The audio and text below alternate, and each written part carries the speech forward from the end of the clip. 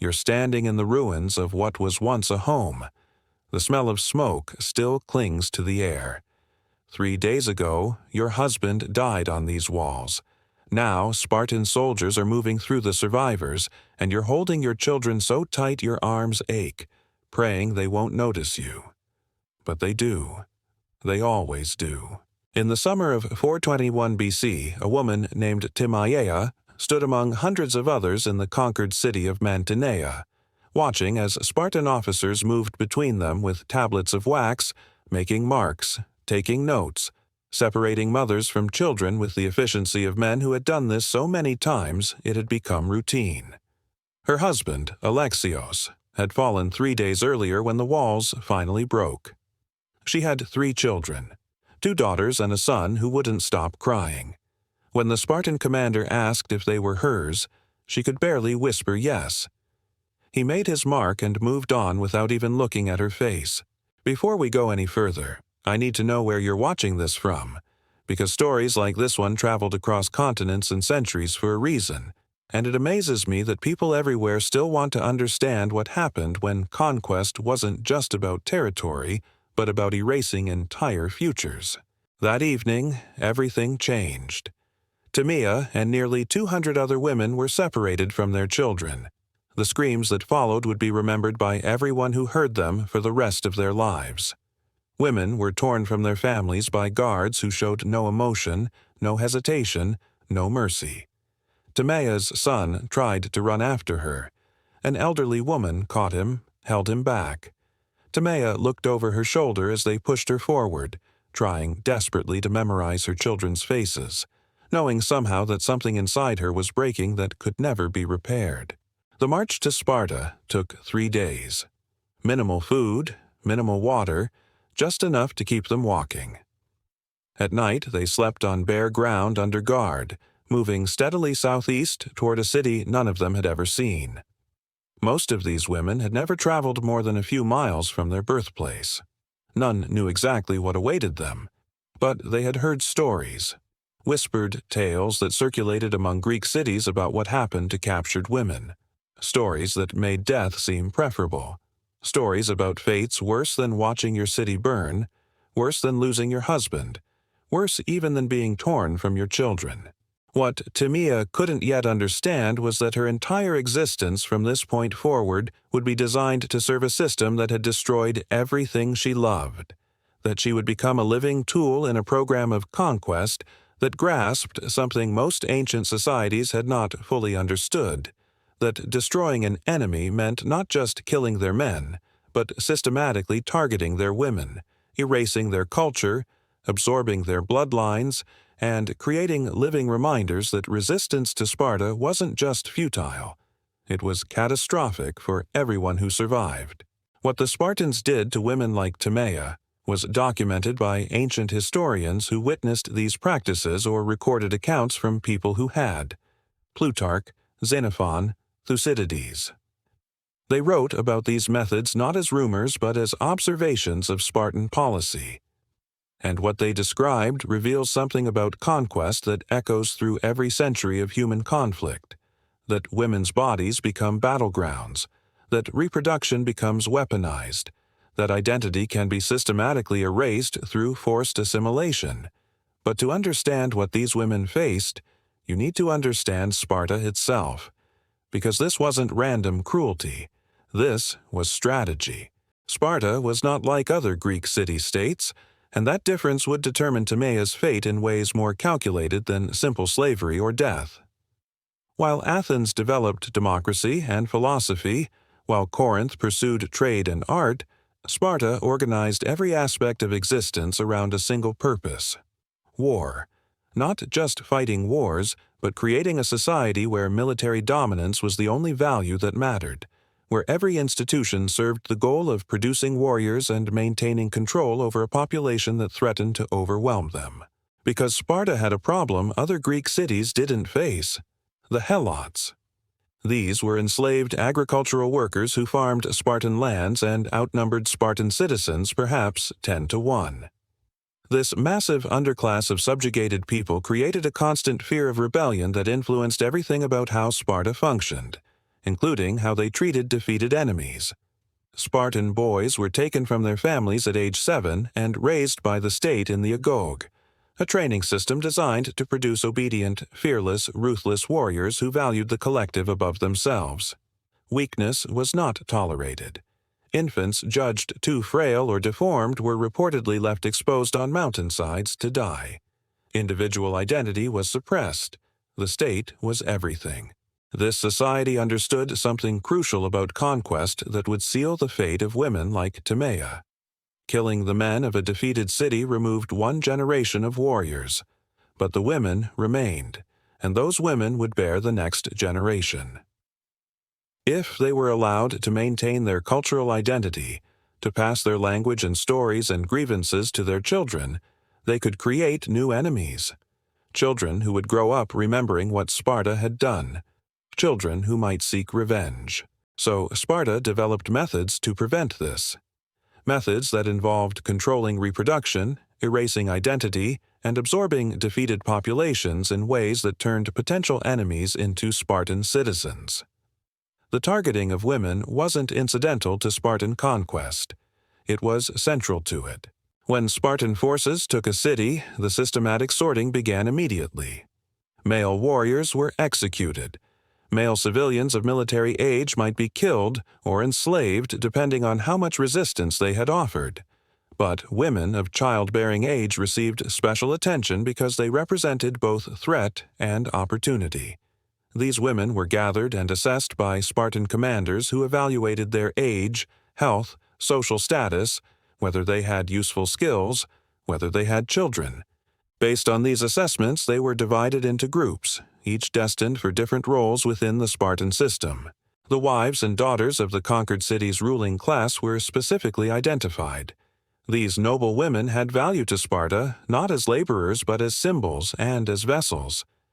They would be assigned as wives or concubines to Spartan citizens, particularly older men who had not yet produced enough children or whose wives were past childbearing age. The assignments were made by state authorities according to state policy designed to serve state interests. Nothing about this was left to chance or individual choice.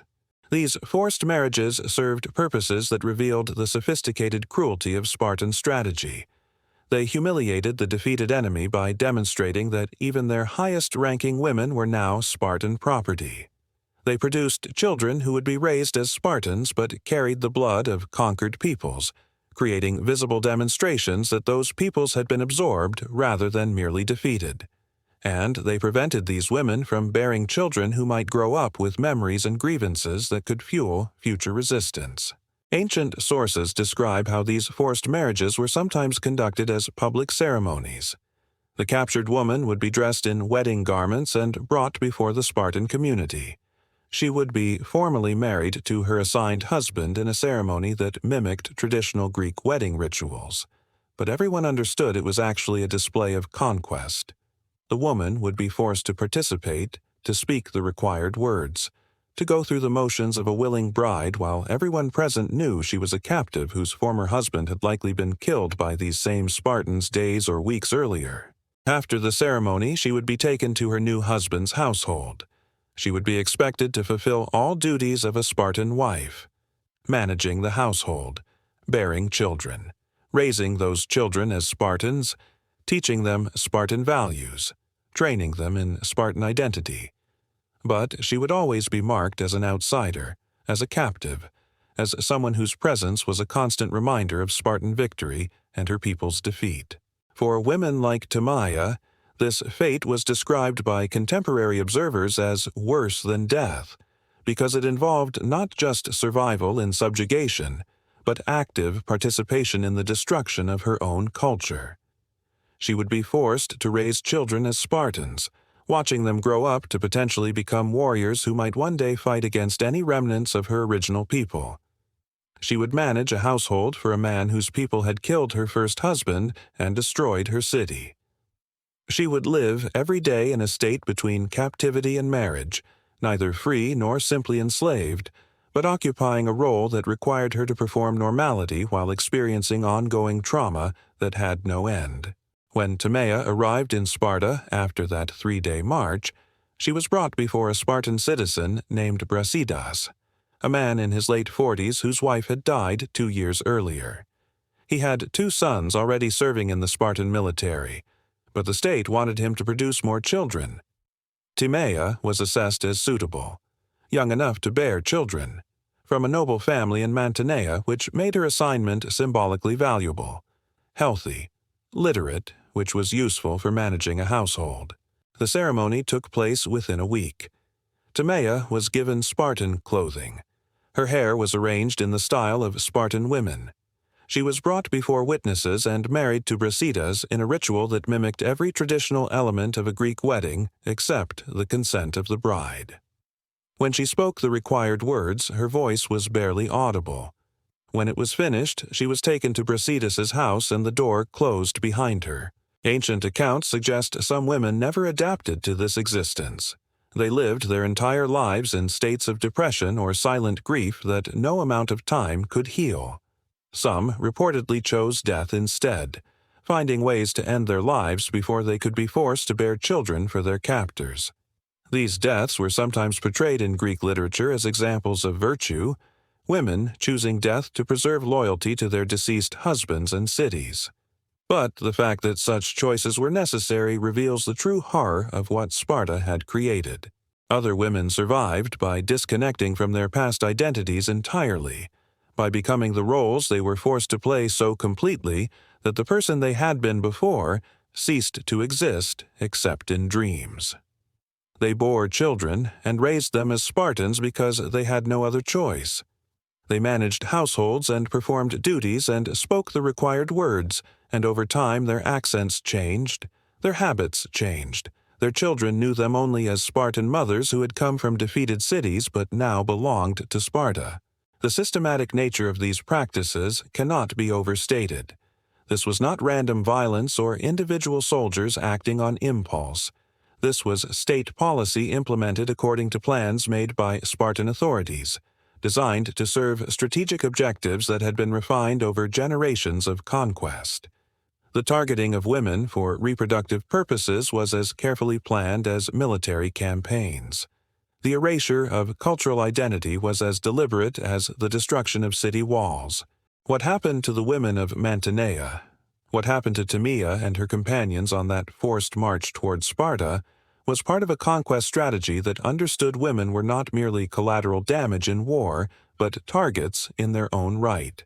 Their bodies, their children, their identities all became weapons in Sparta's arsenal, turned against the very cultures these women had been born into.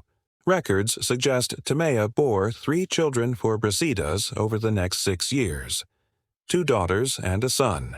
The son would be taken at age 7 for the agoge, as all Spartan boys were.